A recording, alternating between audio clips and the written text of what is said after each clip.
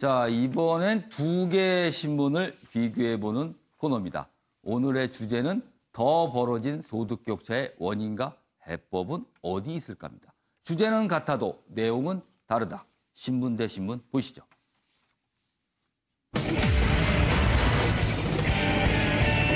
오늘의 신문 대 신문은 동아일보와 한겨레 신문을 비교해 보겠습니다. 먼저 동아일보, 소득 공백을 세금으로 메우는 정부다. 이렇게 돼 있고요. 한겨레, 빈곤층에 맞춘 복지 더 강화해야 한다. 이렇게 진단하고 있군요. 먼저 동아일보 보겠습니다. 아까 일면 소개해드렸는데 소득 격차가 더 벌어지고 있다. 그럼 이 현상과 해법을 어떻게 설명하고 있을까요? 그 내용입니다. 동아일보는요.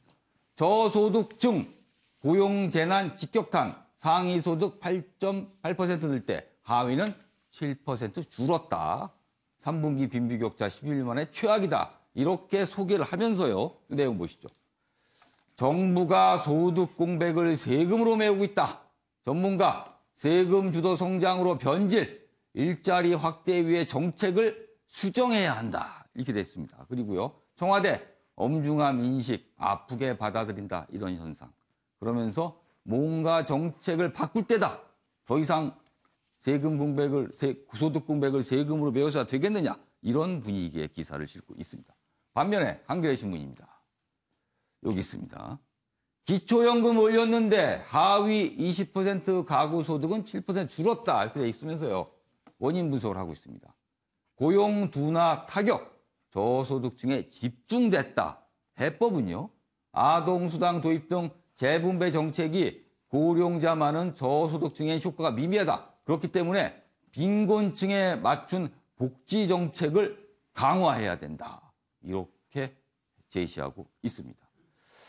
자, 한 분씩 들어보겠습니다. 먼저 김건학 교수께서는요. 두 개의 신문, 동아일보와 한겨레 중에서 어느 신문에 공감을 하시는지. 저는 뭐 아무래도 좀 한겨레 쪽의 어떤 기조를 따라가는데 예. 문제는 그 복지가 사실은 일자리를 완전히 대체할 수가 없어요. 예. 그래서 우리가 지금 나오는 이 위기 상황에 오면은 저소득층이 가장 사실 피해를 많이 보게 됩니다. 우리가 97년도에 IMF라는 게 처음 왔었고 그때 무수한 사람들이 일자리를 잃었는데 그때 국가가 복지 정책을 실질적으로 시작한 거죠. 그러니까 일자리 잃어서 나앉았는데 그러면 누구도 도와주지 않는다.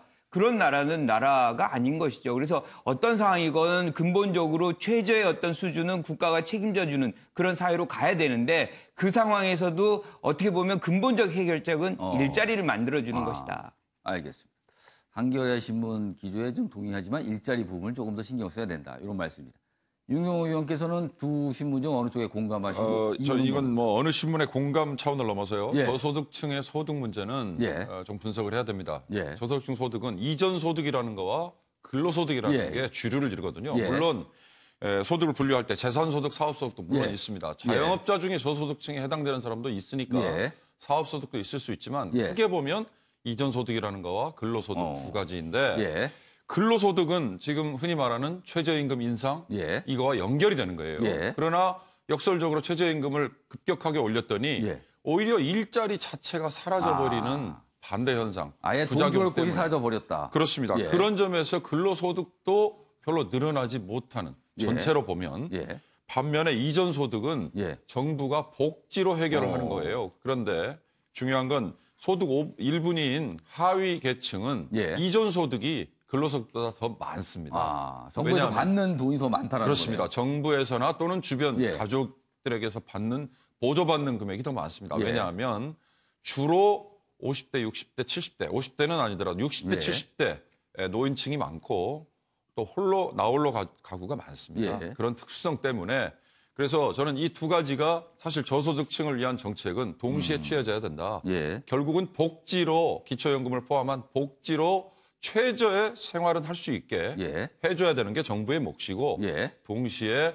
최저임금 인상 필요합니다. 그러나 예. 속도가 정말 중요하다. 아. 왜냐하면 주는 쪽에서 감당을 할 수 있어야 되기 때문에 알겠습니다. 그런 점에서 이 두 가지는 동시에 취해져야 되는 정책이다. 이렇게 봅니다. 김기태 교수께서는 어떻게 보셨어요? 방송을 재밌게 하시려고 항상 한 신문을 골라라 이렇게 말씀을 하시는데 두 신문이 모두 일정 정도 일리가 있는 내용이 있기 때문에 각각 하나를 정하기가 참 담고 어려운 있다. 게 예. 동아일보 같은 경우에는 모든 게 소득주도 성장의 폐해다 이렇게 이제 주장을 강력하게 하고 있고 예.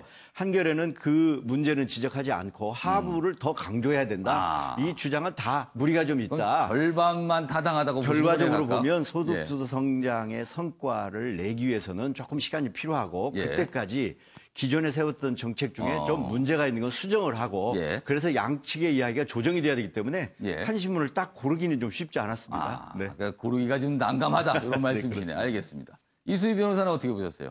네, 저도 뭐 양쪽을 다 이제 다 일리가 있는 말이고 이게 조화가 됐을 때가 최선인데 예. 그게 현실적으로는 불가능한 거잖아요. 그러면 지금 그 봤을 때 고용 문제가 제일 심각한 것 같습니다. 그러니까 저소득층 말씀하신 대로 그 소득이 늘어나려고 하면 일자리가 특히 이제 일용직 같은 임시 일용직들이 늘어나야 그나마 좀 저소득층에서의 소득이 증가할 수가 있는 건데 네. 그거는 결국 최저임금하고도 연관이 되고 전반적인 경기하고도 연관이 되는 거죠. 예. 그러면 저는 좀 성장 쪽에 더 포인트를 주고 싶고 예. 그렇다면 고용에 더 신경을 써야 된다. 그렇다면 지금의 이 정책에 예. 좀 전환이 필요하다라는 뭐 반복되는 말입니다. 지금 야당에서는. 오늘 신문대 신문은 두 가지를 좀 비교해 봤는데 패널분들 전반적으로 두 신문 다 타당한 면과 타당하지 않은 면을 좀 담고 있다. 이렇게 좀 지적을 해 주셨습니다. 다음 기사 좀 보겠습니다. 시간이 좀 남아 있군요. 여기 보시면 국제 기사입니다. 미국 정가 트럼프 대 오바마 구도 굳어진다. 미국 대선 2년 앞으로 다가왔지만 트럼프에 대항할 민주당 대항마가 없답니다. 그러니까 전직 대통령이 오히려 부각이 되고 있다. 그리고 오바마 전 대통령 대외활동 자제하다 트럼프 분열주의 등 본격 비판. 2020년 대선 전 민주당이 승리할 것이다. 승리해야 된다. 이런 주장을 하고 있다. 그러네요. 윤경호 의원님. 미국이 분열되고 있는데 이런 모습도 분열의 한 방증이 아닌가 합니다. 예. 오바마 대통령이 당선됐을 때 제가 미국에서 워싱턴 특파원을 하고 있었어요. 그렇습니다. 그래서 외국인인 제가 보기에도 미국이라는 사회가 이런 곳이구나. 상당히 가슴을 뜨겁게 만들었습니다. 소수자 출신의 흑인 출신의 대통령이 어찌 보면 아메리칸 드림을 이뤄내는 오바마 대통령의 취임 연설은 딱 하나예요. 포용. 누구에게나 기회가 있을 수 있고 포용. 그러나 지금 트럼프는 사실 분열과 갈등, 내 편만 그냥 끌고 갈 수 있다 이런 거거든요. 그런 점에서 저는 민주공화를 떠나서 미국 정치가 좀 객관적으로 좀 갈 필요가 있다 이렇게 봅니다. 알겠습니다. 자, 오늘은 여기까지 진행해 보겠습니다. 오늘은 올가을 들어서 가장 추운 날입니다. 아침에 전국 대부분이 영하권에 들었고요. 낮 기온도 10도 안팎에 머무르겠습니다. 아침에 매일 경제 여기서 마칩니다. 시청해 주신 여러분 고맙습니다.